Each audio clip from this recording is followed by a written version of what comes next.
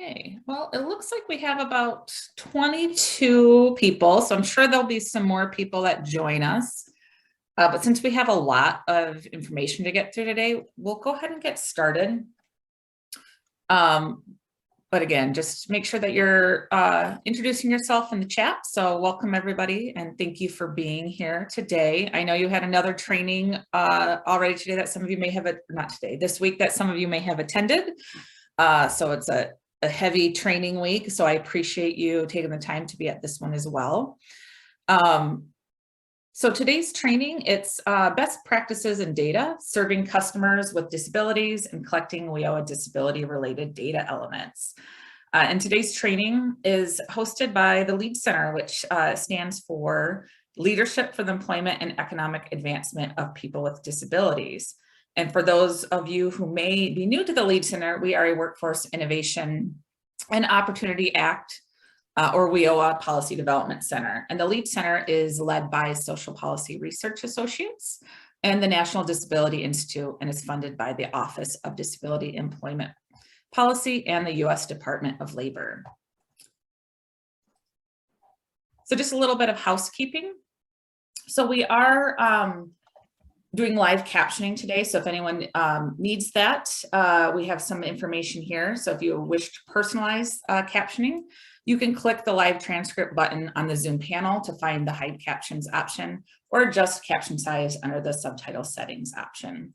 Alternatively, you may open a captioning web page in a new browser, and we're going to put the link in the chat right now. So if you would like to use that one instead, you will be able to use this link here that was just put in chat, and you can adjust the background color, text color, and font using the drop-down menus in the browser. And for participation today, if you want to turn on your cameras, that'll be great. It is a small group, so we would like to be as interactive as possible. If you prefer to have them off, that's fine. But if you have questions or want to speak, if you can turn them on, that would be really great. If you have questions at all during the presentation, you can either raise your hand, and then when you're called upon, you can unmute. You can just unmute yourself and ask a question, or you can type your questions in the chat box. We will have some designated time for Q&A, so if you want to hold the questions, that works. But if you want to ask while we're going through it, that's also fine. Just want to give a little introduction to myself and Jesse, who will be doing the training. My name is Dallas Oberle. I am a senior associate with the LEAD Center at Social Policy Research Associates. And we have been working with Carrie and Susie to help develop this training for you all. They're participating in a pilot that's really focused on connecting WIOA partners and looking at disability related data elements associated with that. So after some going through an assessment and having some discussions of what might be the most beneficial for frontline staff, we pulled together some training that really focuses on those required WIOA disability related data elements, and then some best practices that we thought would be helpful for staff. And I will turn it over to Jessie to introduce herself. Hey everybody, I think it's morning where you are. Good morning, my name is Jessie Ettinger. I'm based in Portland, Oregon. So it is early where I am, and hopefully my kids will be out of the house the next 10 minutes and you won't hear from them. But I'm also a senior associate with Dallas at SPR. I've been working on the LEAD Center project for the last few years. I'm a big fan of WIOA, and I'm excited to be here. And one of my favorite things is dropping in on local agencies and hearing about implementation issues, whether it's sort of the nitty-gritty stuff about data entry or it's promising practices. And so I've done my best when going over my script to sort of pare back my comments, but I visited probably over 50 AJCs over the course of my time at SPR for various site visits. And one other sort of fun fact about me is I am the WIOA one-stop operator for the city and county of San Francisco. So I do spend a lot of time with that board and all of those providers and their WIOA partners trying to parse through some of the stuff on the local level. So anyway, I'm delighted to be here today and to talk about these Pearl elements, and I'll do my best not to wonk out on you too hard about some of this back-end data when it comes to DOL, because that's another pet project of mine. All right, so that's it for me. Okay, thanks, Jessie. And I guess I jumped right over some of my background, which I should provide as well. So prior to working at SPR, I worked at an AJC in Michigan. That's where I am located for about 14 years. So have a lot of experience working at the one-stops, working with the WIOA partners and collaboration. So I have a lot of background knowledge that goes into that. So again, I'm happy to be here, and we are going to start off by just launching a little poll for everyone to answer. So really we want to get to know you and how familiar you are with the required WIOA disability related data elements. So I'm going to go ahead and launch the poll. So if you go ahead and pick so the question again, how familiar are you with the required WIOA disability related data elements? And your answers are anonymous, so feel free to answer as honestly as you can. Options are very familiar, familiar, somewhat familiar, unfamiliar, very familiar, and I don't know. So it looks like we're getting a lot of somewhat familiars, a couple that are familiar with it, and some that don't seem to know a lot about it, which is fine because we're going to go over it in a lot of detail. So you will learn a lot today about it. So great. So it looks like a lot are somewhat familiar. So I think we're on the right track with putting together this training for you all to help you learn a little bit more about these required data elements. Okay, so I'll go ahead and end our poll. That way you can see what some of the answers or responses were. Okay. Okay, so just a little overview of some of those training objectives for today. We are going to go over all of the 10 required WIOA disability related data elements in detail, so you'll be more familiar with it. We also have some best practices that we are going to go over. There's some tip sheets we're going to share, go over some disability etiquette, and some medical confidential information. The recording and materials will all be available after the training, and you will notice throughout the slide deck that there are links that are embedded to the presentation for resources. So once you have that, you'll be able to click on all of those links to access those resources that we're providing. Okay, and I'm going to turn it over to Jessie for the next section. Excellent. So before we dive into those 10 elements, I think we wanted to ground this training in some context and just sort of some ideas, and there's sort of two big ideas. One is that this is about what I hope is a goal of everybody on this call, which is to be providing better services and making our AJCCs as high quality and responsive to customers as possible. And so, the good or high quality, those are fairly subjective terms. And so we're going to ground that, like that sense of high quality in the US DOL has provided some guiding hallmarks of excellence, which we can apply to serving customers with disabilities. And I have to say, in California, they have 8 hallmarks of excellence. So like we're scaling back to 3 here. We're going to make this a little simpler. So the 3 hallmarks of excellence are the needs of businesses and workers drive workforce solutions, and local boards are accountable to communities in which they're located. That one-stop centers or American Job Centers provide excellent customer services to all job seekers and employers and focus on continuous improvement. And that the workforce system supports strong regional economies and plays an active role in community and workforce development. So what does that mean specific to providing excellent customer service to folks with disabilities? First, the AJC should reflect a warm and welcoming environment to all customers who are served. All AJC staff are courteous, polite, responsive, and helpful to job seekers, businesses, and anybody else who visits the AJC. and that staff are sensitive to the unique needs of individuals with disabilities and prepared to offer necessary accommodations. And at the end of the presentation, we'll go over some disability etiquette and some best practices, just some tips for making sure that staff and managers who are working with your staff, like what that means to be courteous and welcoming and do that right. I know there's oftentimes a lot of insecurity about doing that correctly, so we have some tips at the end. Second, AJCC, or I keep saying AJCC because in California their branding is AJCC, which is very confusing.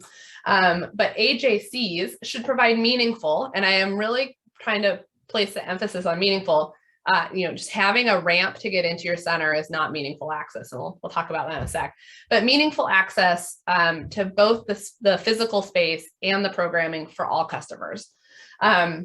So in terms of just the physical accessibility, thinking about what I was saying earlier, having a ramp is a great first step, but physical accessibility goes beyond basic ADA compliance.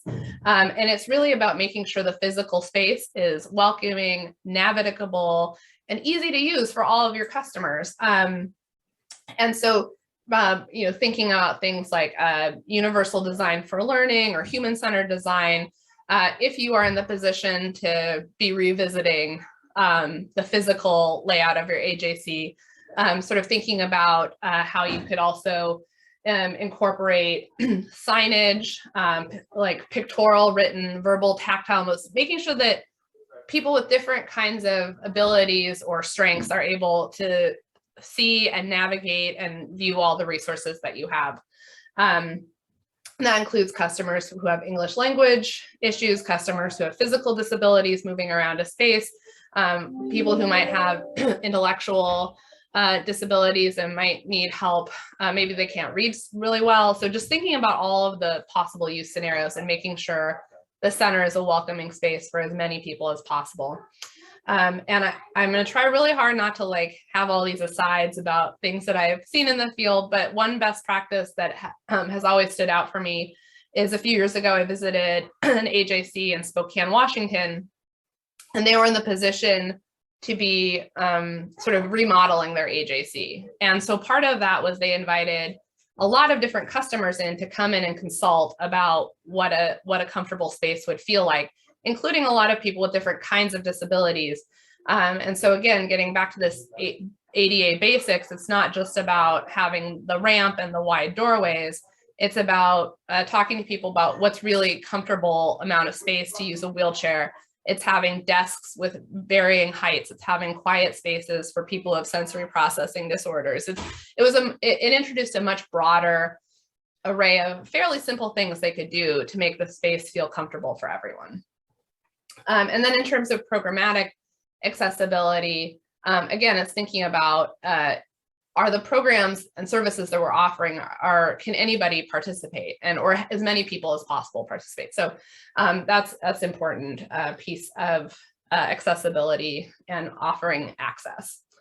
And then the last sort of tenet that we wanted to bring up is including both virtual and center-based service delivery for job seekers, workers, and employers. Both methods of delivery support talent needs for the regional economy. But as we found out, some people, first of all, I just want to give everybody in the country kudos for really ramping up their virtual services over the last few years. And I think part of that process really showed us that there are a lot of people, one, where it's easier and it makes it much more accessible to have a lot of high quality services online. And for folks that maybe couldn't make it to the AJC or felt medically compromised to go out in public, having those virtual services was excellent. But the other thing that we've heard from the field is that there are a lot of people who virtual services don't work for them. And so still continuing to have that brick and mortar presence, to have that one-on-one customer service is really important. So building up both of those things. So I feel like I've already gone way longer than I was supposed to on this slide. So next slide.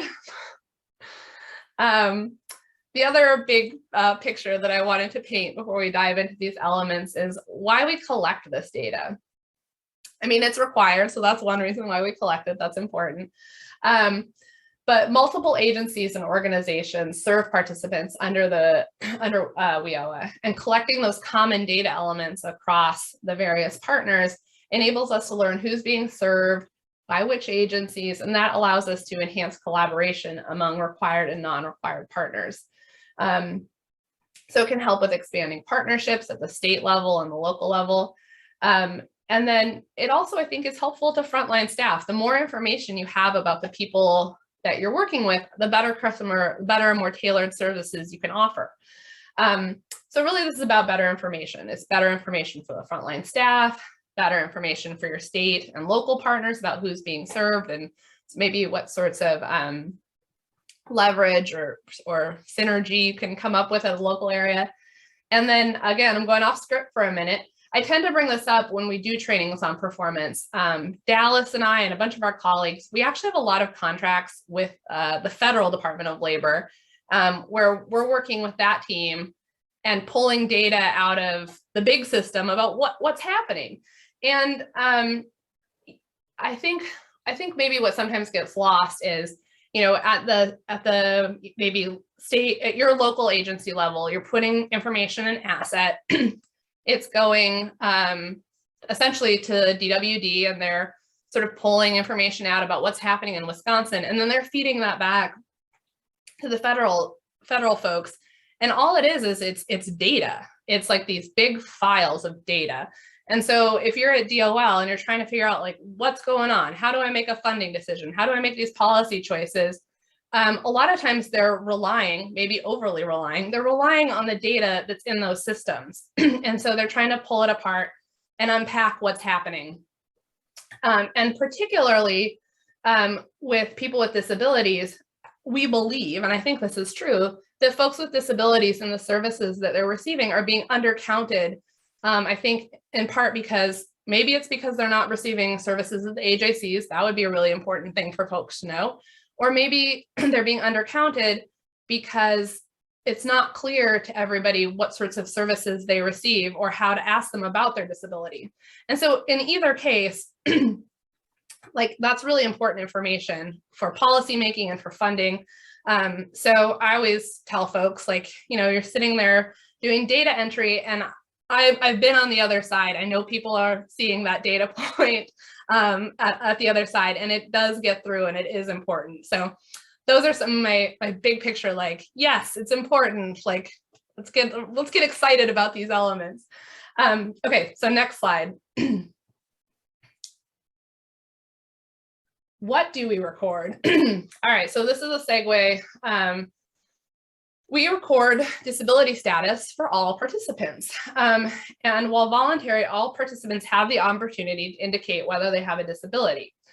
If participants indicate that they do have a disability, you should record whether or not they're receiving these various services from other partners, getting back to like, how is this integration happening and to what extent? And I'm gonna say this many times over the next few slides.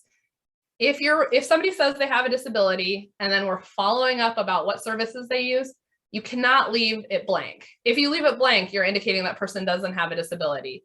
There's always an option to say, no, they did not get a service from that partner. So that would be the option to choose. Like, yes, they got the service. No, they didn't get the service. Don't leave it blank. I think that's sort of the most important takeaway here. And then the other important thing to add here is that you can update this status over the course of working with somebody. And again, you know, disability is a sensitive topic, and it's not always well understood, like what is a disability and what isn't. So as you're working with somebody, they might feel more comfortable and disclose to you that they do have a disability, or you might be talking and realize that they have a qualified disability, but that they didn't disclose it to you because they didn't know that that was something that would count. And so if something comes up and you find out over the course of working with an individual that they have a disability, you can go back and update all of this. And that's why you have this and all of that information, and that's why you have it as a medical and disability supplemental form. And that form, this is the form where all of the Pearl disability elements are on. So, and it's different and distinct from the participant eligibility and enrollment form.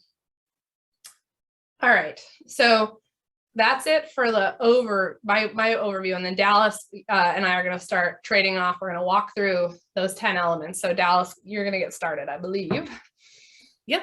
I'm going to take over and start the first of the data elements. So I just want to, before I switch to the next slide, again, this medical and disability supplemental form, all of these data elements that we're going to go over, they're on this form. So you're collecting the information, but we're going to talk about what they mean and some resources, as well as what it looks like in assets. So you know that you're selecting the right option for the individual you're working with. So the first data element, which is the one that you're probably the most familiar with, the one that you feel like might be the easiest to enter, though we'll talk a little bit in the disability etiquette, but sometimes you might feel funny asking somebody about a disability. So we'll just talk a little bit through that and some of that disability etiquette as well. But the first one is to identify if the individual that you're working with has a disability. So they would indicate, yes, they have a disability. No, they do not have a disability, or they choose not to disclose. That is always an option. So an individual can say that they don't want to tell you yes or no, and that is perfectly fine. And you can record it as that. And then just to define disability, it's the definition from the Americans with Disabilities Act. Is a physical or mental impairment that substantially limits one or more of the person's major life activities. So that's one that the first one to ask, and that kind of drives a lot of the rest of the questions that you have to ask. So these are the options in asset. And again, you can say, yes, they have a disability. No, they do not, or the individual is not disclosing, or it's unknown. So the next one is to, if the individual indicates that they have a disability, then you should choose the type of disability. And there's going to be a list of 7 different categories. And then just to know, individuals may choose all of the categories or 2. I mean, they can choose more than one. They don't have to just pick one. And it's important that the customer self-reports and that staff don't make assumptions about what the disability may be. For example, if a career coach or case manager observes a customer coming in a wheelchair, they should not automatically select physical or mobility impairment unless that customer states that they have an impairment related to mobility. So on the next slide, we'll go over what the 7 categories are. They can be, and again, they can pick multiple ones of these. It's physical chronic health condition, physical mobility impairment, mental or psychiatric disability, vision-related disability, hearing-related disability, learning disability, or cognitive intellectual disability. And then the individual can also choose not to disclose. So they might say, yes, I have a disability, but I don't want to disclose what type. And that's fine too. That is an option that you can select. And if in that first question, they say that they do not have a disability, then here you would select no disability. You shouldn't leave this blank at all. It should be filled out that if, in the first question, they do not have a disability, you select no disability. If in the first one they say they have a disability, then your option is to pick one or more of the 7 categories, or that they do not disclose, so that there's always an option and never left blank. And again, if you have any questions at all, feel free to add them to the chat. We will have some Q&A sessions as well, so you can hold them until that point if you prefer as well.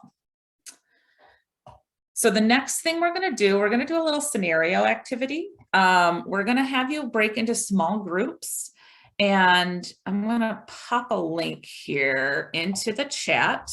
So when you get into your small groups, it ends up being a long link because I did it as a small one here. But you'll be able to click on the link. You'll get into your breakout groups, and you're going to read through the scenario. You're going to have about 10 minutes to do this. And the scenario is about a customer named Bob, who is directed by vocational rehabilitation to seek services at their local AJC. So we'll want you to discuss how you would handle the scenario. In the scenario, provides 3 different answers, but also provides some feedback, which gives some guiding principles that correspond with each of the answer. So I want you to talk about that scenario, the different answers, and then how you would handle it. And if you've had a situation come up that you want to share of how you've handled something similar, we'll do that as well. So Jesse's going to break you up into groups. Again, we're going to give you about 10 minutes to do this, and then we'll bring you back. And then we'll just do a couple minutes just to share what you discussed. And if anybody has a specific scenario that they've experienced that they want to share, that would be great as well.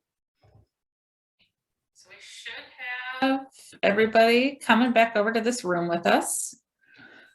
And we'll just take a couple minutes just to see if anyone wants to share what they talked about, either about the scenario that was provided or about a situation maybe that you've encountered or a scenario that you have.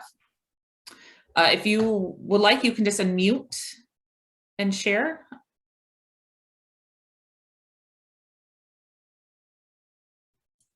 I'll share. On our group, we had the scenario, the individual who disability was hard of hearing. And I believe, I can't remember if the person was also classified partial deaf, but we were just talking about how much disclosure and how much do we really need to ask of an individual, and not making that presumption a third party needs to know the person's situation. So the example we talked about that was brought up was when we're working with training providers, and then we have business services.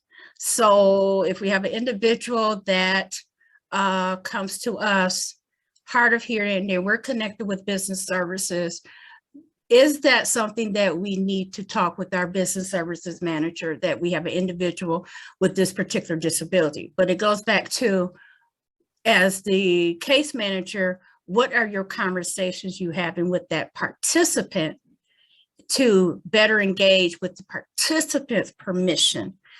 Does another third party need to know of that person's disability as a volunteer?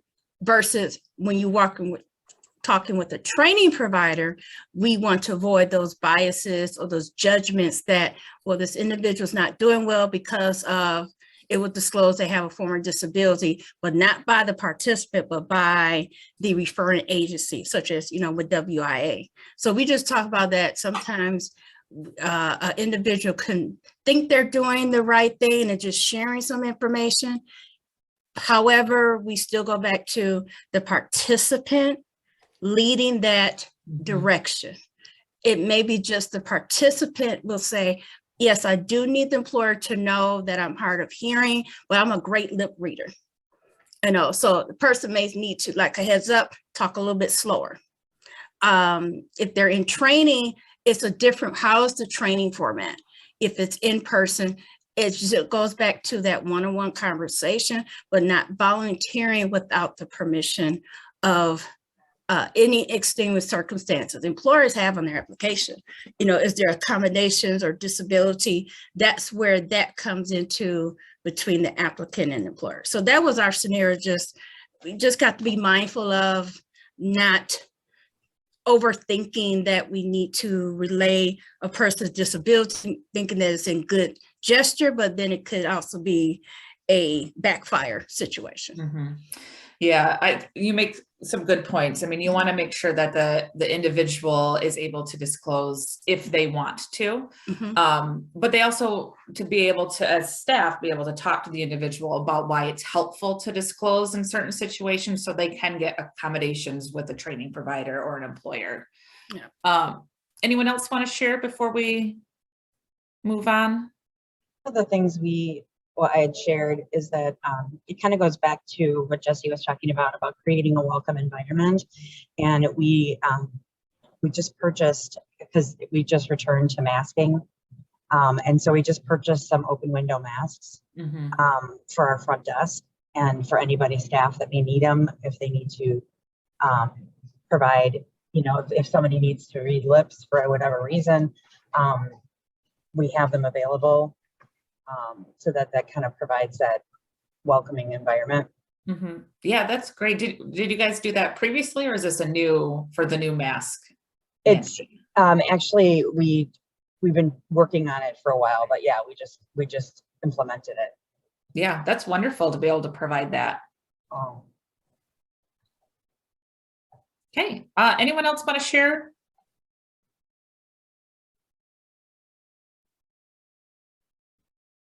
Okay, if not, then we'll go ahead and move on. But if you feel like you want to share something in the chat, that'll be great too. If you don't feel like unmuting and sharing something, feel free to add it to the chat.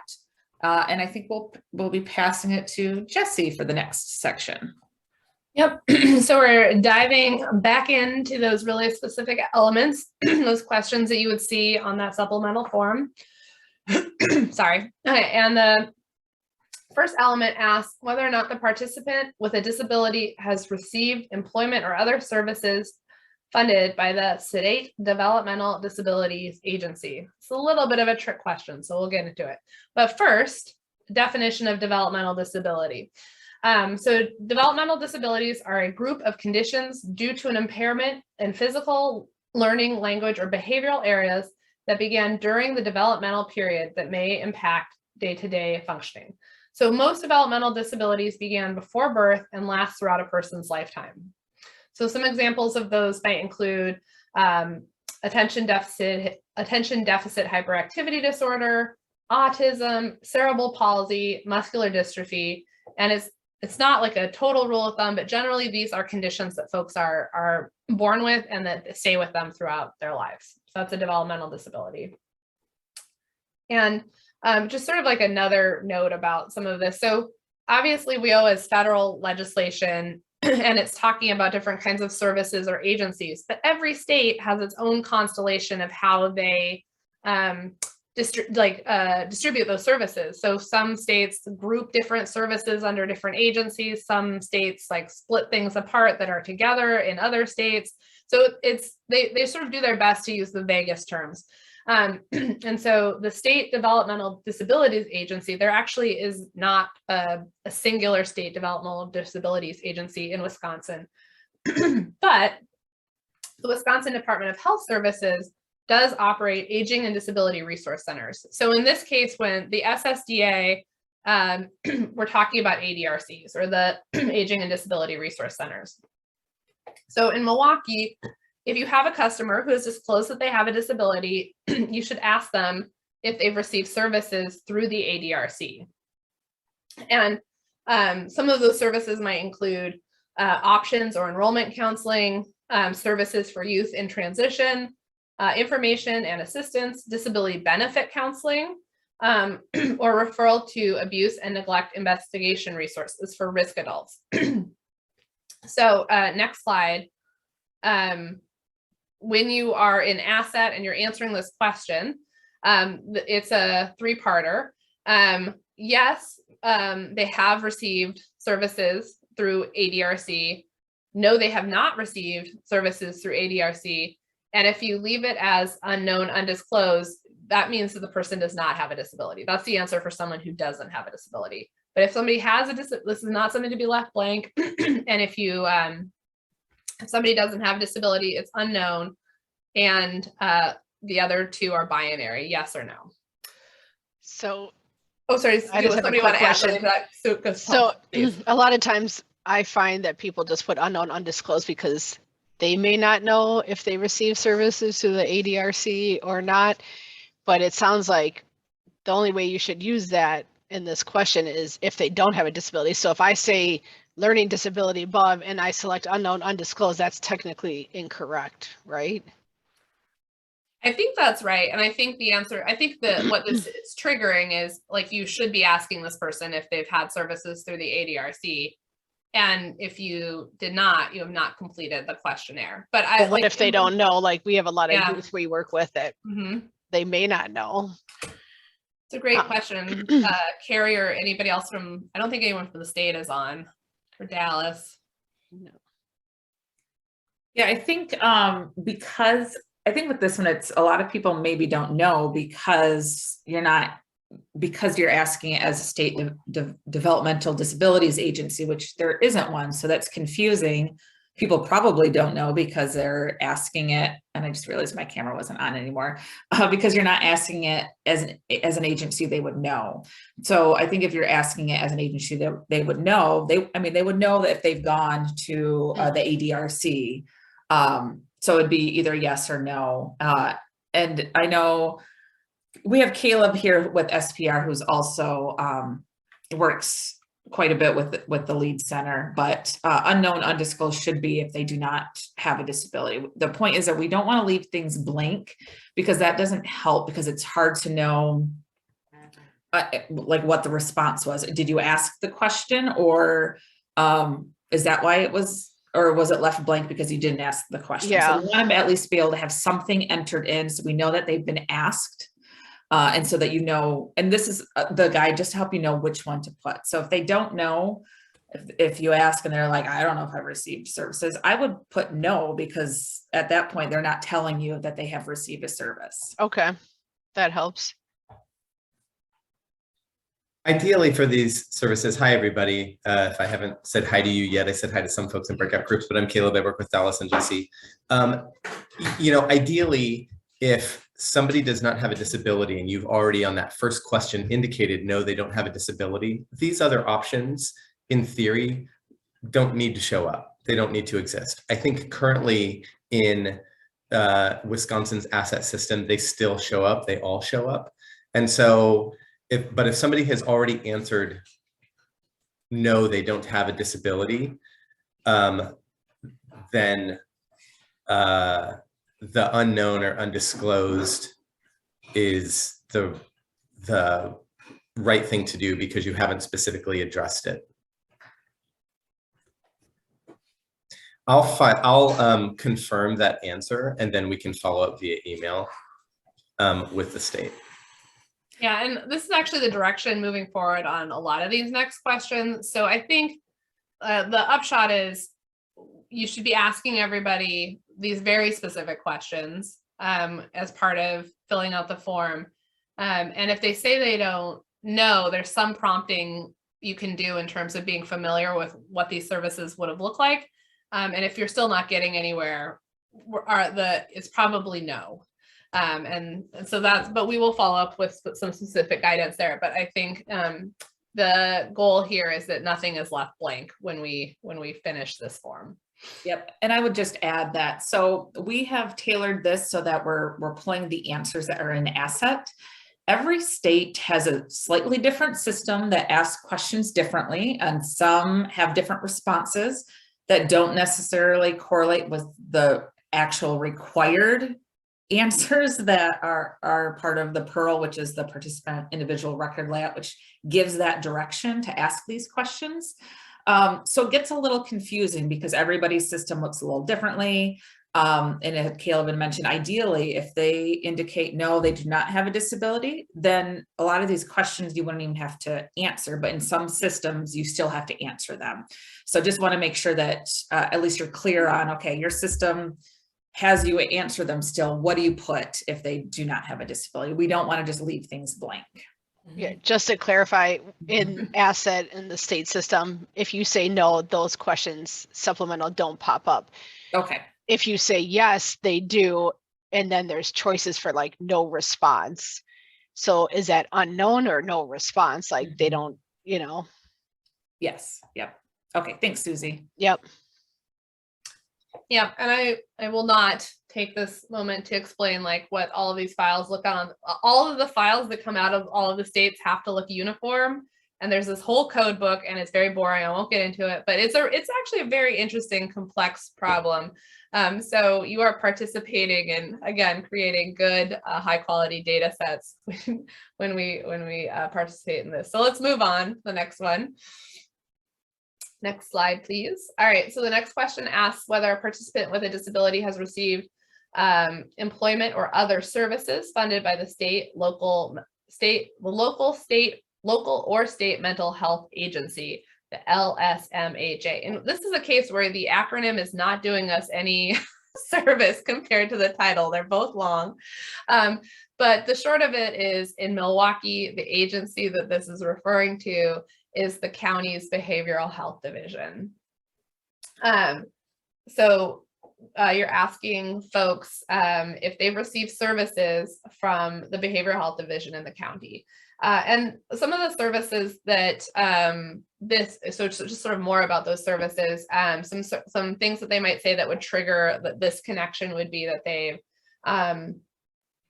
received services around substance abuse or mental health treatment, prevention, detox, inpatient or outpatient, care management, recovery support, including things like anger management, supported employment, or parenting assistance. So all of these things could be services that they received through the Behavioral Health Division. And again, when you're getting to asset, they really are looking hopefully for that binary yes or no, and that you've really talked through it with the customer such that you can answer that question. But as we talked about, that can be complicated, so we'll follow up on that. All right, next slide. All right, so again, so this next slide asks whether the participant with a disability has received services funded by a state Medicaid home and community-based services waiver. So the Wisconsin Department of Health Services operates several programs under these HCBS waivers. And some things that you might want to look out for include a family care program, the family care partnership. I think one thing that seemed to come up a lot that maybe would be the most common scenario is you'd hear about IRIS. That counts as the HCBS or the Children's Long-Term Support Waiver. So in general, states can develop community-based service waivers that meet the needs of people who prefer to get their long-term care outside of institutions, but instead in the home and the community. And so generally, these waivers and programs apply to people who are 65 and older, physically disabled people, adults and children with developmental disabilities, and medically fragile people. So, so that's the definition of the HCBS program, and some things to like that might trigger that would be IRS and some of these other programs. Next slide. And again, it's similar to the other ones. We're really looking for that binary yes or no, and unknown, undisclosed would trigger does not have a disability. All right, next slide. Okay, so one of the things they ask about is whether or not folks have received, like if they want to know about the employment experience of people with somebody who has disclosed a disability. And specifically, they ask about whether or not an individual has been engaged in competitive integrated employment, group supported employment, and a work center or sheltered workshop experience. And so we're going to talk through what all three of those things mean. So we're going to start with competitive integrated employment. WIOA defines CIE as either full or part-time work, including self-employment, in which an individual with a disability is paid at or above minimum wage and located in an environment where the individual regularly interacts with people with both disabilities and not disabilities. So competitive integrated employment is like a regular mainstream job where somebody is being paid competitive wages and they're working in a normal work environment, or not normal, that's the wrong word, but you know, they're working in a mainstream work environment. And that's where things are moving. That's sort of the gold standard. In 2017, Wisconsin passed Act 178, which requires that the Department of Vocational Rehabilitation, the Department of Health Services, and the Department of Public Instruction collaborate with stakeholders to come up with a plan to increase competitive integrated employment in Wisconsin. And in early 2021, they published some guiding principles. And the upshot there is that this is really the best scenario for most folks. It's good for the employers, the other employees, and the individual themselves to put them right into that work situation in day one, working with employers. And this idea of maybe transitional employment or putting them in a sheltered space and then hoping that someday they move into a mainstream work environment that's no longer the model, but that really they want to increase the level of people in competitive integrated employment. And when you get the slide deck, there's links to all of these things, including those guiding principles, which provide a lot of the rationale for why it's important for that to be the goal for most folks with disabilities. So if you're talking to somebody who's disclosed that they have a disability and you're asking about their work history, some basic questions you can ask yourself, or sort of a little test you can do when you're considering whether something was competitive integrated employment is the two pieces of it. Competitive. So that means that the individual with a disability is earning the same wages and salary as a similarly situated individual in that organization. So that's the competitive part. And the integrated part is that the individual with the disability is using the same entrances, the same bathrooms and workspaces as the individuals that they work with. And I think this is another key part. If it's a job where there's a public facing role, that they're not prohibited from engaging with the public due to their disability. So those are some tests to ask yourself about whether or not this was in fact competitive integrated employment. All right, next slide. All right, the second work setting we're going to talk about is supported employment. So supported employment is employment, a real job with real pay or competitive integrated employment in an integrated setting. So it's like CIE plus. So, and it's really for individuals with some of the more significant disabilities. And so it's saying, well, they're in this competitive work environment, they're being paid fair wages, but that they have a case manager or a coach, either on-site or off-site, that's really helping them to persist and be successful and maybe troubleshoot issues that come up along the way. The most common model of supported employment is called individual placement and support. So if you hear of an IPS program, that's supported employment. And IPS is a proven supported employment model that helps people with mental health and substance abuse disorders find and keep jobs of their choosing. So if you have an individual who has disclosed that they either have mental health issues or have struggled with substance abuse, and that they're, have a job that somebody is helping them, it's probably this IPS model that would count as supported employment. But it's based on, and getting back to maybe some of this competitive, why CIE is a preferred model here. Employment is treatment, and it leads to improved recovery outcomes. So when working, people with mental health and substance use disorders often feel better about themselves, and their job role improves and their self-esteem improves. And it just sort of like that job and that satisfaction of moving towards self-sufficiency really does a lot to support some of their other goals, even if they're not directly employment related. And so again, when you get the slide deck, we have some nice links and resources about IPS programs that the Department of Health Services run, and it's a really interesting model. But the upshot to both of these programs is that competitive integrated employment and support really can help folks stay engaged and successful in their work. All right, next slide. So this is the third work setting that you would be asked about. And this is sometimes called a sheltered workshop or a work center. And what that means is it's usually a private, nonprofit, or a state or local government institution that provides employment opportunities for individuals that are developmentally, physically, or mentally impaired and prepares them for gainful work in the general economy. This model is being phased out. We sort of talked about that earlier, but originally I think the idea was that we put folks in these sheltered environments, give them some vocational skills, and hope that that was the bridge to competitive integrated employment. And I think sounds like that's being phased out. And the reason for that is it's maybe not a great practice to isolate people with disabilities, and that instead, like introducing them to work and their coworkers like right away is a better model for persistence and long-term outcomes.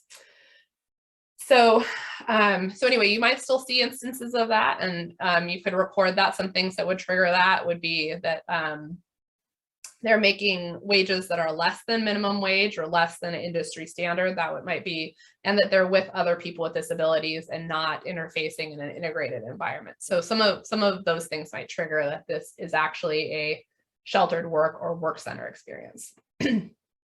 All right, so next slide. All right, so then we come back to asset. What are our options? We've got working in competitive integrated employment. So formally employed in supported employment, working in group supported employment, working in a sheltered workshop, 2 or more of those listed, or not currently employed. And again, there shouldn't be a no response, because either somebody is working or they're not working, and like we have some options for what that work experience is, and there might be multiple things to choose from here. So again, this is not something to be left blank, and that all of these options should cover possible scenarios. But I know every time I say something like that, somebody brings up a case that is not covered, and we're left with a corner case. So if anyone from the state or Dallas or Caleb has more on that, we can talk about that as well. But I think that should cover the work setting questions. All right, next slide. Oh, yeah, sorry, I did cover that. That was the last slide. Now it's break time. I read my notes incorrectly. Dallas, tell me a little bit about that break. So because it's a 2-hour training, we like to try to build in a couple minutes for you to stretch, use the restroom, grab water. Because of the time, we'll probably just give you about 5 minutes. So it is 11:06 at your time. So let's come back at 11:11-ish, and we'll get back started. That way you can have just a quick break, grab water, use restroom, or just stretch if you would like. Is 11:11. We'll go ahead and keep moving on. I hope everybody was able to get a good stretch in and move around. I know it's hard to sit for 2 hours straight, especially since I'm sure some of you had meetings right before this, and we'll probably have meetings right after. So nice to be able to move around just a little bit. We're going to go in and start talking about the last couple elements. So the next one is customized employment services received. So just wanted to also flag that I think Jen from DVR is on. So if there's specific questions for DVR during the Q&A, the next Q&A portion, we might turn to Jen for any questions that might be relevant for some of these services that are offered through DVR. But customized employment uses an approach called discovery to identify the strengths of an individual in community settings. The role of the service provider in customized employment is to facilitate customizing a job for the individual that matches their strengths as well as some of the business's needs. Customized employment is an option when typical supported employment strategies have not been successful, or when customized employment strategies may be more successful when to meet a customer's individualized support needs. So for this element, you're going to be talking with the individual to see if they've received discovery assessment services. So this is an assessment process to find out really who a person is and to determine the elements that are crucial to a person's employment success. It usually includes a variety of activities, including interviewing the individual and people who know them well, such as family, friends, or some staff that they may have been working with, as well as observing the individual in a different setting, maybe doing some typical life things that they would normally do. You're also going to be looking to see if they've had a developed customized employment search plan. And this uses information learned in that discovery assessment to help develop a plan towards meaningful employment, determine a list of potential employers, and maybe conduct an analysis of benefits. You'll also be looking to see if an individual has received employer negotiation services.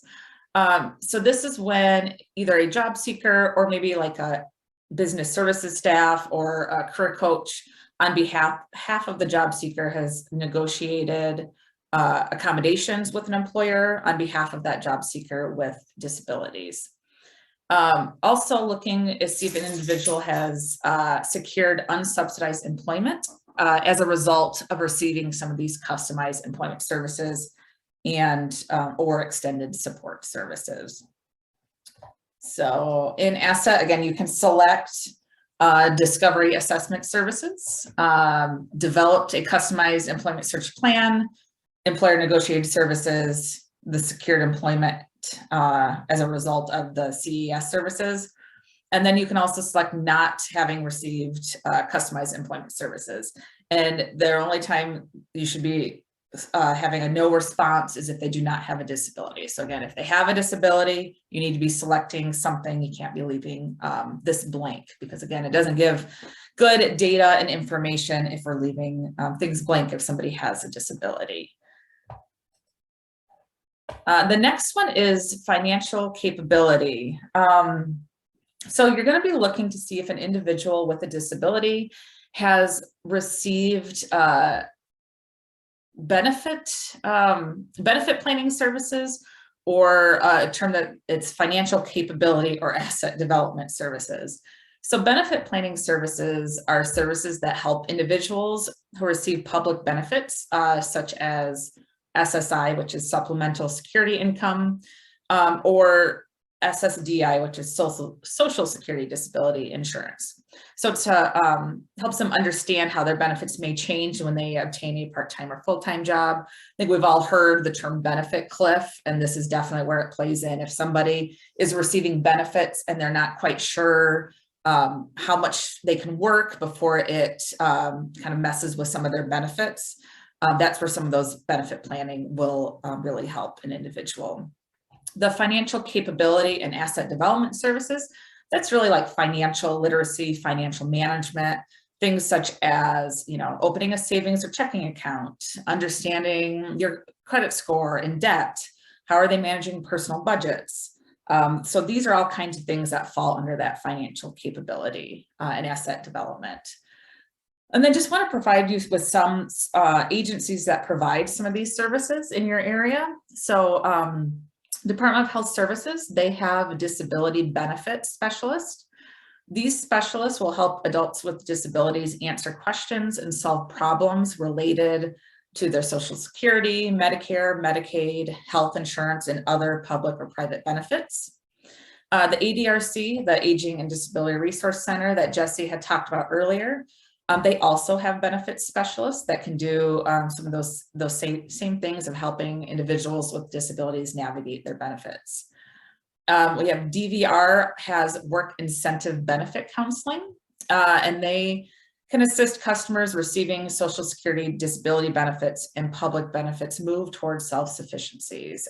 These services address questions or concerns related to work and earnings, help customers navigate their benefits, entitlement, and economic assistance programs. And there's also the Social Security Administration's Work Incentive Planning and Assistance Program. And this is designed to help provide information and support for individuals that are receiving benefits and they want to work and really need to know how the employment will affect their Social Security benefit. So that, again, you're not getting that benefit cliff of working too much where they're losing some of the benefits that they have. And so in asset, you can select benefit planning assistance. So again, if they're working with somebody to help them understand their benefits and working, that financial capability, so some financial literacy, financial management, they can be getting both. And then you can also select not received financial capability services. And again, if they have a disability, you should be answering one of those or providing one of those as an answer and not providing no response, is only if an individual does not have a disability. And then I would recommend if somebody says that they've not received any of these financial services and they have a disability, really looking at some of those resources that we provided in the previous page that might help them really understand their benefits and working with those benefits. And then the next two elements that we're going to talk about kind of shift into education. So they're a little different than the other ones, but they're still included in these required WIOA disability related data elements. So this next one is the individual education program. So I'm sure many of you have heard the term IEP, and that is what this is referring to. It's asking if an individual with a disability either currently has an IEP or formerly had an IEP, special education services while they're attending school. And so the definition of an IEP it's a plan used to ensure that students with disabilities that are eligible to receive special education and related services under the Individuals with Disabilities Education Act receive those services tailored to meet their unique needs in the least restrictive environment to prepare them for further education, employment, and independent living. So to be eligible, the student generally must be between the ages of 3 and 21, have a qualifying disability that would impact their educational performance. And some of those qualifying disabilities are autism, deafness, emotional disturbance, hearing impairment, just to name a few, but there's a list of 13 that would qualify for that qualifying disability. So in asset, you would be entering if they currently have an IEP and attending school. So again, those are going to be for some of the youth that are currently in secondary school. For people that have completed secondary school, you're going to be asking if they formerly had an IEP and being able to select that. And then if neither of these apply, so if the individual has a disability but has not had an IEP before or currently do not have one, then they would select that. And again, if they do not have a disability, that's the only time the no response would be allowable. Hey, Dallas, as Yes. long as we were on, oh, you're about to cover it. Oh yeah, I just saw Jen's question about 504. Yeah, so 504 is this is the last disability related data element, and it does have to do with the section 504 plan. So again, it's asking if an individual has a section 504 plan, and these are plans that provide students with disabilities reasonable accommodation from public schools or colleges. So again, it's part of the Rehabilitation Act. So it's really seeing if they're being able to provide that accommodation for individuals with some of those qualifying disabilities, and really trying to outline how the individual's specific needs will be met through accommodation or modifications to services for them. So again, the answers that are available are yes, if the individual has a section 504 plan, no, if they have a disability but do not have the section 504 plan. Jen, since you asked that question, I don't know if there was anything that you wanted to add to either the IEP or the 504 plan? No, I mean, I don't think so. Just that they exist. You can ask about it, make sure that you're capturing that information, or someone has a disability. There's a possibility that they had one of those in high school, even if they're quite a bit older. So yeah, great. Yeah, thank you for adding that into the chat. So that is it. Those are the 10 required disability related data elements. So I hope that we were able to provide some clarity on what some of those meant. And so we're just going to take a couple minutes if there's any questions that you might have on anything we talked about. Since Jen is here from DVR, if you have something that you want to specifically ask about a service for DVR, that would be great. And I see that Carrie has a hand up. Yeah, one of the things I wanted to ask related to the 504 plan is that I've been told that while somebody may have a 504 plan when they're in high school, once they go into a college or tech trade school or any of those, it doesn't follow them. So they would need to ask the Office of Disability Services. They need to reach out for any accommodations. Is that correct? Well, I will turn that to Jen to see. Yeah, that's very correct. So, and it's not just the 504, it's the IEP as well. So high school planning and what works, it's really good for folks to understand what's been working well, what hasn't been working well. And then when they're preparing and when they've, kind of been accepted into a school and they're moving through that process, it's very important for folks that have a disability where they feel they're going to need an accommodation to continue to do well in school to reach out to their accommodations department right away. They're going to ask for documentation of the disability. Sometimes the IEP can be used for that, sometimes it can't. So it's a whole process they need to work through. So it's important to start that early and get that conversation going. Great. And I asked that so that our staff that are our career planners and things that are working with individuals that are moving into that, that college setting or that technical, they're taking classes at MATC or wherever that they may have to have the conversation because they may not know. Great, thanks, Carrie. Thanks for asking that. That was a good question. Does anyone else have any other questions? Okay, if anything pops up, feel free to add it into the chat too, so we can address it. So now that we're done with the data elements, we're going to move into best practices, and I'm going to turn it over to Jessie. Great. You guys are probably sensing it. We're getting close to the end. We're not done yet though. So we do have some best practices to share and some fun resources. So the first thing we wanted to share that's coming your way are some tip sheets. And I have to be clear, I did not develop these tip sheets, but I use them all the time because I find them very helpful. And there's two of them. One is a WIOA reporting tips or disability related elements one. And I think that one is probably gonna be most useful for front end staff. We also have a Pearl tips for disability related elements. It's been mentioned before and it's probably not super relevant for this training, but the Pearl is the participant individual record layout. And so every quarter, DWD looks at asset, they go to asset and they extract a file called the Pearl, which is then uploaded into the federal WIP system. And that is how USDOL eventually sees all of your outcome data and all of your progress data and the information about your participants. So anyway, there's some real specifics around the Pearl file, making sure it lines up with all the required fields and can be uploaded correctly. So those are the two tip sheets.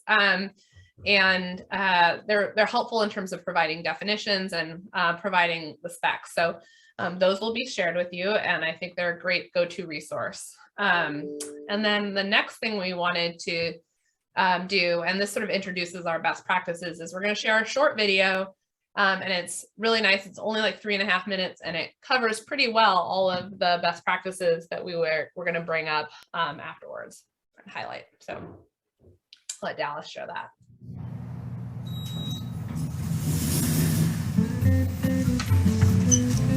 Good morning, Bob. Morning there, big man. Morning, Alice! There's no need to be awkward. Poor Bob. Like so many of us, he just doesn't know how to interact with people with disabilities. It's pretty easy, really. People with disabilities are people first. We need the same things that every person needs, like respect. Good morning, everyone. Attention! Okay. Maybe we need to be more specific. The easiest way to show respect is to focus on the person, not the disability. It's okay. You'll get the hang of it. One easy way to focus on the person is to watch the person signing and not their interpreter. Or their companion. It's really cool that you'd like to help, but do us both a favor and please ask me first. What you think might be helping? I got you. Wait, Oh no, might actually not. If you'd like to offer me help, let me hold on to your elbow. Don't take mine. Hey, would you like to take my arm? Sure. Assistive devices help us to live our lives. They're really important and really personal.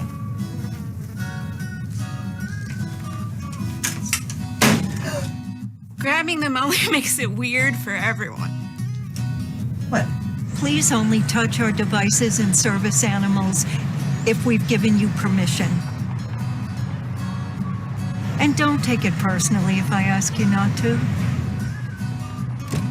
Remember that my service animal helps me all the time. Neither of us would like it if we were separated. Remember, we make our own decisions. We sign documents, vote, volunteer, work, and pay taxes. We get married. So don't underestimate me just because I have a great smile. Just because I'm blind May I help you? does not mean I'm deaf. Just because I'm deaf doesn't mean I'm blind. And just because I use a wheelchair doesn't mean that I can't sweep you off your feet. So take a deep breath, relax. We don't bite. Unless we're really hungry. Hello there, ladies. How are you? Hello. And if you're not sure what to do, just ask. Hi, would you still like to see a menu? No thanks, but can you please read it to me? Sure, definitely. Just treat us the way you would want to be treated, and we'll all be okay.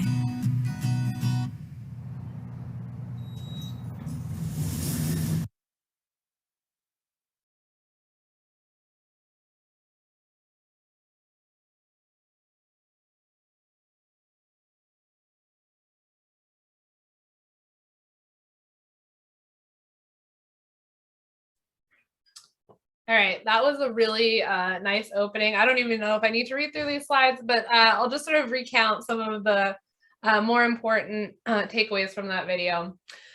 So the first one, getting back to providing excellent customer service to people with disabilities and all folks, is to treat everyone as a valued customer and don't treat people in particular with disabilities with pity or disrespect. And I think people might lean more towards over solicitousness that might come towards pity, but just try to be cool. Just treat them like they're a normal person.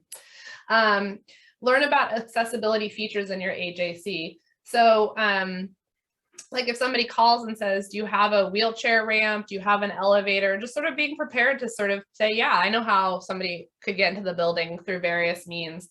And also how to use assistive technology devices. This came up in our small group, but I feel like, and I don't know about your AJCs all specifically, but in my sort of broad review of AJCs and my review of many WIOA plans, I think there's this, the baseline is that when we think about AJCs being accessible to people with disabilities, it means that staff know to call VR if somebody with a disability walked in, and that's not good enough. And so there are lots of promising practices where just being aware of what kinds of screen readers you might have on your phone. I know a lot of people, at least in a small group I dropped in on, were really well versed in how to use a language line, how to get an interpreter on the line. That's awesome. And so just sort of keep expanding your knowledge base of things that are available.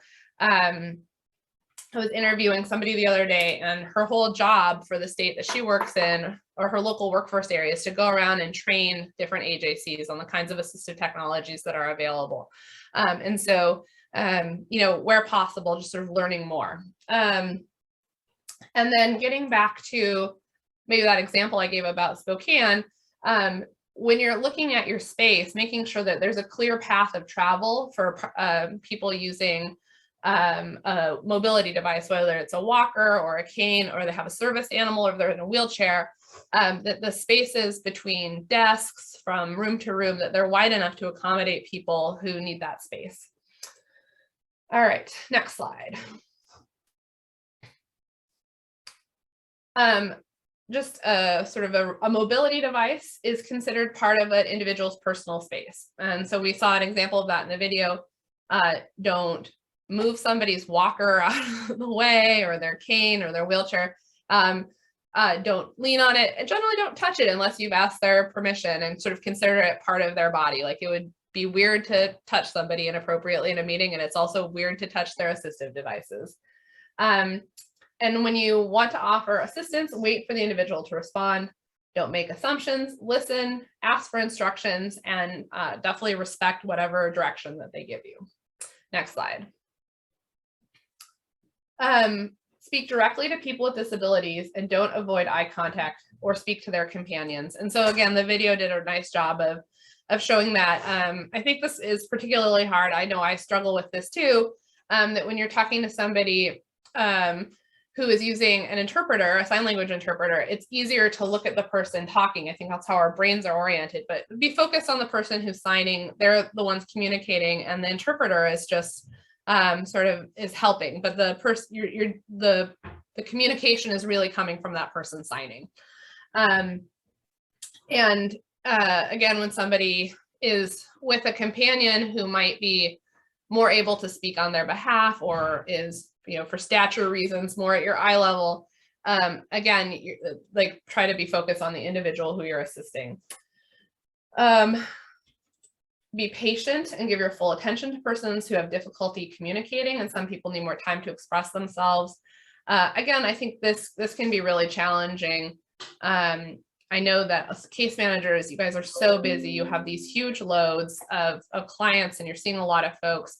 But just knowing that it takes some people a little bit longer to communicate, that's an important best practice. And this is really hard for me because I am definitely somebody who will nod and smile too much.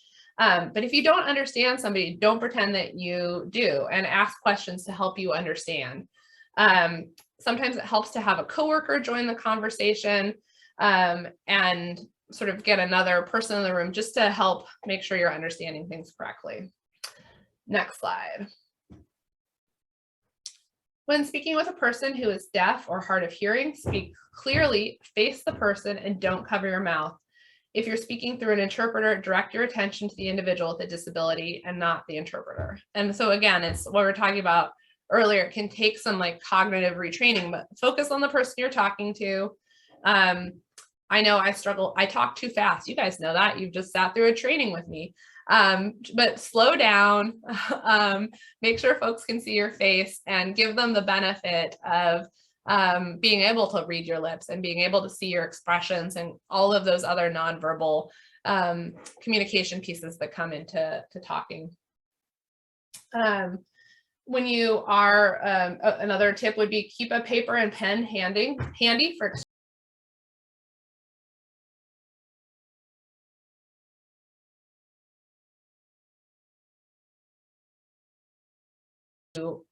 verbally. And so another great tool is to be able to communicate with people synchronously, but through a pen and paper.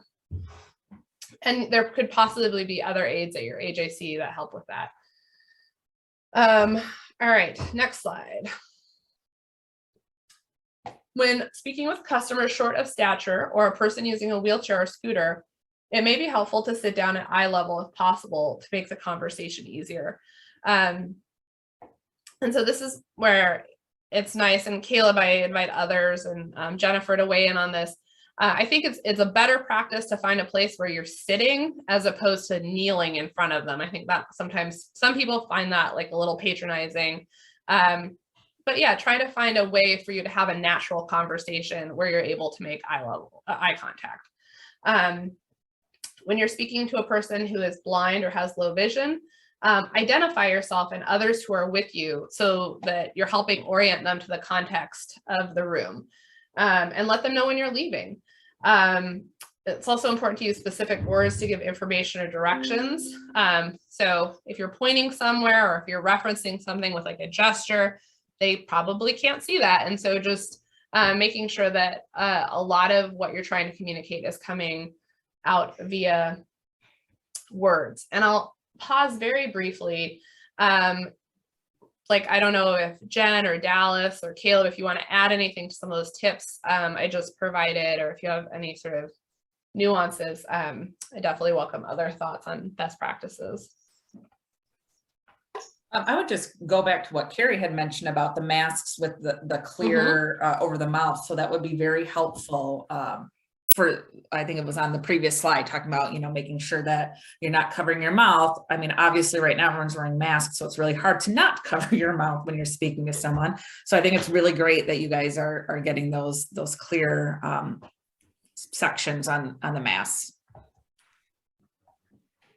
And I suppose I would just, at least for this particular slide, folks that are using a wheelchair or short of stature or whatnot, I mean, I think it's a little bit odd to have a conversation with somebody, even if they don't have a disability, but they're sitting and you're standing. In general, just with people, it's more ideal when possible to kind of have an equal level face-to-face interaction. And so making that possible especially when you're in conversation is good. When interacting with folks with low vision or people who are blind in particular, I find it sometimes helpful to interact with somebody in the same way that I might speak with them on the phone. Because when you're speaking with someone on the phone, they can't necessarily see your surroundings around you. And so if you were just, talking to someone on the phone, you would actually explain what you're doing rather than using the over here, over there terms, like nondescript terms to describe things. So. Thanks, that's helpful. All right, next slide. And I think we do have time for more questions and comments too. So if others have thoughts on this, we can talk about those shortly. Before we leave, I would be remiss not to talk about a really important part of when you start talking to people about disabilities, which is you enter this whole new realm where you now have medically sensitive information about people, which requires a certain additional layer of protection for their private information. So, and I hope I get this right. Carrie is here to correct me and answer questions as well. But there are two forms. You have your participant file that you're keeping and your sort of eligibility and enrollment file, which is covering a lot of the basic information, which also goes into asset. And then you have your Employee Milwaukee Disability Supplement form. And so that's the information where all of this disability information is kept.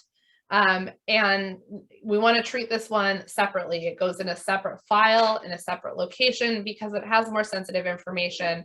And we're really dealing with a whole new world at that point. So your eligibility and enrollment information does not contain medical information. And while you're filling it out, I don't know if there's a lot of options to do this, but don't include any medical information in it because it's being treated slightly differently. You should fill out a Milwaukee Disability and Medical Supplemental form for everybody, regardless of whether they have a disability. So it's not like a special form just for the people with disabilities. It's everybody gets a participant file and everybody has a confidential file with this supplemental form. Additional forms that you should be thinking about are veterans and eligible spouses have a priority of service verification form. So that's another thing to keep in mind. And any information that involves a medical condition or a disability that could disclose a disability needs to be treated, especially in this confidential file. And then one more note, if medical information is not pertinent to their involvement in the program, don't collect it. Like they could tell you stuff and you might, that may be interesting or helpful context for you as a case manager, but if it doesn't impact their ability to get a job or complete training or be competitive in the workforce, don't write it down. You don't need to. So that's sort of the end of my notes. Carrie, do you want to add anything to that or expand on that? Sure.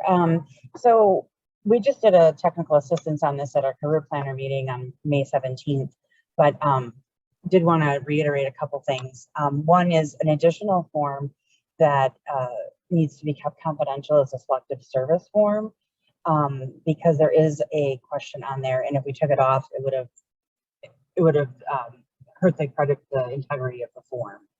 So we needed to leave that on, but that's going to need to be placed in confidential. Also, when this information is put in and uploaded into asset, those are the documents that Jesse just talked about. Those need to also be made confidential when you're uploading them. The The other thing too that we've noticed is mostly with our youth programs, is if an individual is using an immunization record as proof of ID, that's going to need to be kept in a confidential file because that's medical information. So, you know, while it's not a form, but it's something that you're collecting, that's going to need to be kept confidential.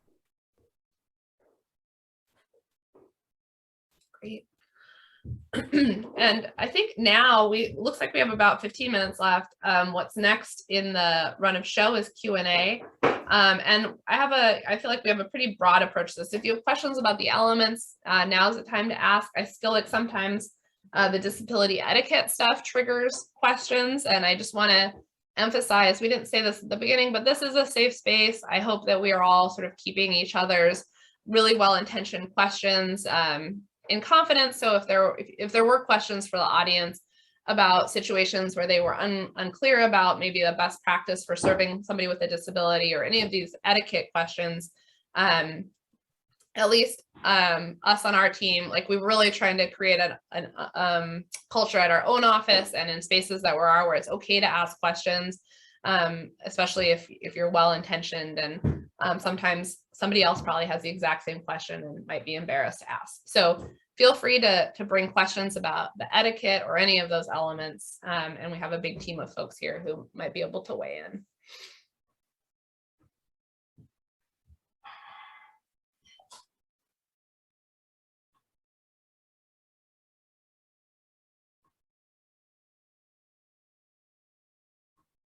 So again, feel free to add it in the chat or unmute. We want to make sure you guys have plenty of time to ask questions. We don't want to end it short if there's some burning questions that you have. And Caleb put something in the chat, which I think is important too. If you have best practices or a scenario you think your AJC dealt with particularly well and you want to share that best practice with other folks, I think that would be also really beneficial to the group.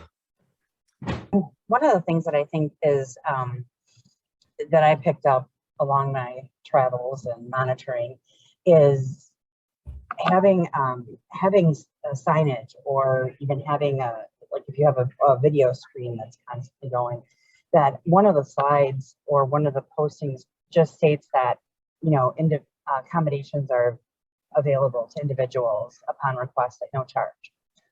But just to have that's going into that welcoming environment. So I usually try to recommend that to any of the places that we're monitoring.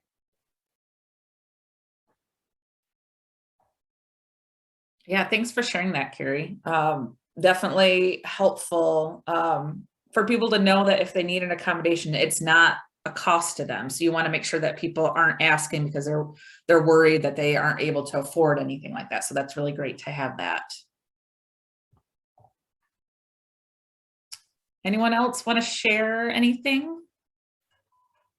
Something I thought of along the way, I just thought I would raise is, you know, if folks have ever run into a situation where, say, a customer indicates they do not have a disability, but then you learn that they are receiving some service or something like that that would only be available for somebody with a disability, what would you do? I don't know if anybody's ever run into a situation like that, but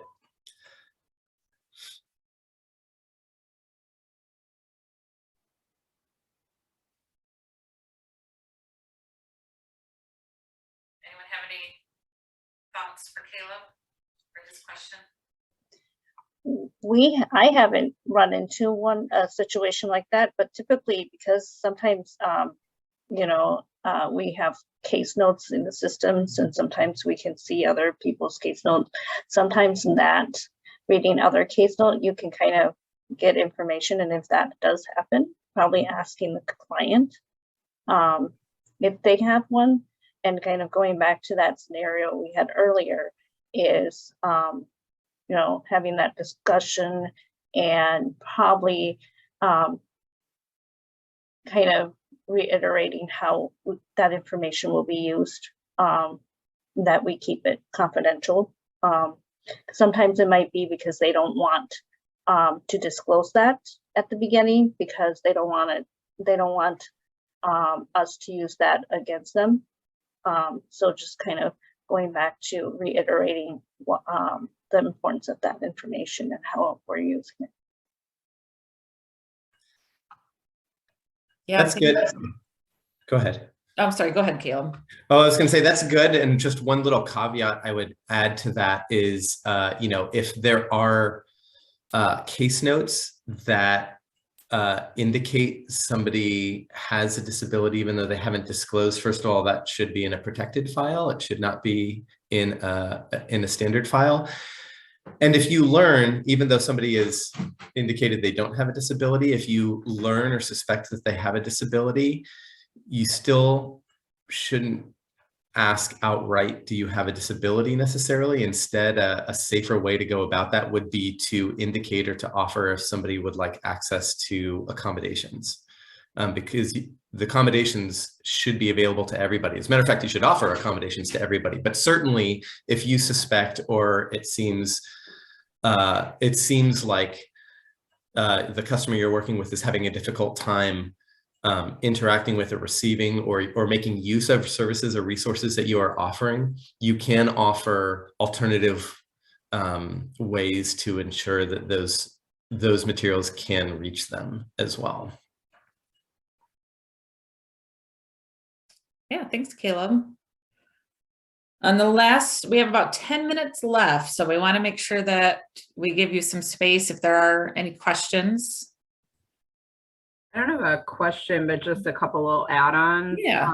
I think like as you work with people that you either suspect have a disability or know have a disability, just kind of keeping in mind using person first language. So making sure that you're just look it up. It's easy to find info on it if you haven't already received any training on it. It's super simple. It's just really looking at making sure that you're addressing the individual as a person first and foremost, and you're not addressing their disability specifically, and being respectful in communication.